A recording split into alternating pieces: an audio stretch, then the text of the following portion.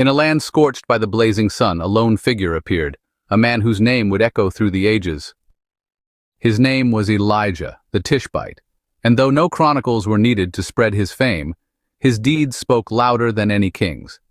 In the 9th century before Christ, the kingdom of Israel was plunged into darkness, its people wandering from the true God. But Elijah shone like a beacon, a prophet sent to challenge kings and rekindle the people's faith. Elijah's importance in God's divine plan was prophesied long before he appeared. In the book of Malachi, the prophet foretold, "Behold, I will send you Elijah the prophet before the coming of the great and dreadful day of the Lord." Malachi 4:5. This prophecy echoed in the hearts of those waiting for the return of a messenger from God. Little is known about Elijah's origins, save that he was from Gilead. His mysterious background only added to his legendary status. Though shrouded in mystery, his actions made him unforgettable. In 1 Kings 17:1, Elijah boldly approached King Ahab, the ruler of Israel, and declared a prophecy that would test both king and kingdom. "There will be no rain or dew for years except at my word." Elijah then disappeared into the wilderness, where God sustained him by sending ravens to bring him food at the brook Cherith. As the drought worsened, God instructed Elijah to go to a widow in the region of Zarephath. Despite her dire poverty, she fed Elijah from her last handful of flour and oil, trusting in his promise that God would provide until the rain returned. Miraculously, her supplies never ran out. But tragedy struck. The widow's son fell gravely ill and died. In despair, she turned to Elijah, asking, "Is this why you have come, to bring my sin to remembrance and cause my son to die?" Moved with compassion, Elijah carried the boy to his room, cried out to God, and stretched himself over the child 3 times. God heard Elijah's prayer, and the boy's life was restored. The widow, now filled with faith, declared, "Now I know that you are a man of God, and that the word of the Lord from your mouth is the truth." Elijah challenged Ahab to a public showdown on Mount Carmel, a battle between the true God and Baal.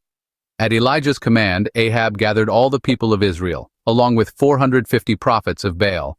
Elijah stood before the crowd and issued a simple yet powerful challenge.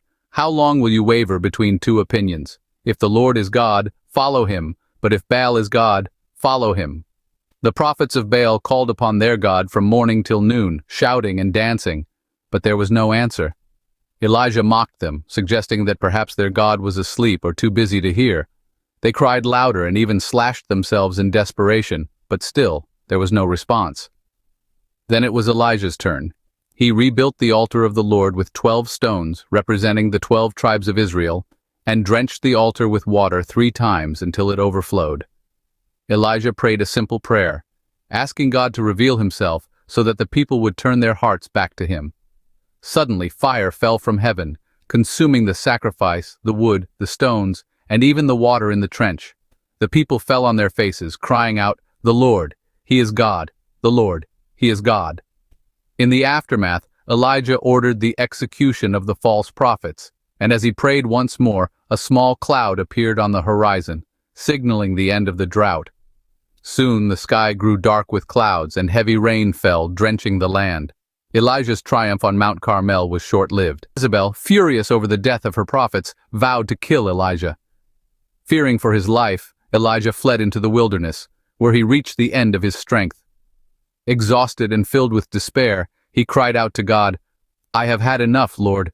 Take my life, I am no better than my ancestors." But God was not done with Elijah. An angel appeared, providing him with food and water, telling him to rest. Strengthened by this divine provision, Elijah traveled 40 days and nights to Mount Horeb, where he took refuge in a cave. There God spoke to Elijah, not in the powerful wind, nor in the earthquake, nor in the fire, but in a gentle whisper. God reminded Elijah that he was not alone. There were still 7,000 in Israel who had not bowed to Baal. God gave Elijah new instructions, to anoint new kings and to choose Elisha as his prophetic successor. Elijah found Elisha plowing in the field and threw his cloak over him, symbolizing the passing of the prophetic mantle. Elisha immediately left his work, slaughtered his oxen, and followed Elijah, beginning his training as a prophet of God. From this moment, Elijah's mission was nearing its end, but his legacy would live on through Elisha, who would continue the work of calling Israel back to the true God. Elijah's story is a testament to faith, obedience, and the power of God. He was a man who stood up to kings, confronted false prophets, and performed miracles that changed the course of history. But even Elijah, in his moments of despair, needed to be reminded of God's presence and plan. Elijah's life serves as a reminder to us all, no matter how difficult the path, when we trust in God, we are never alone. If you're inspired by stories like Elijah's and want to learn more about the heroes of faith in the Bible, don't forget to subscribe to our channel and hit the notification bell. That way, you won't miss any of our upcoming videos as we continue to explore the powerful lessons of the Bible.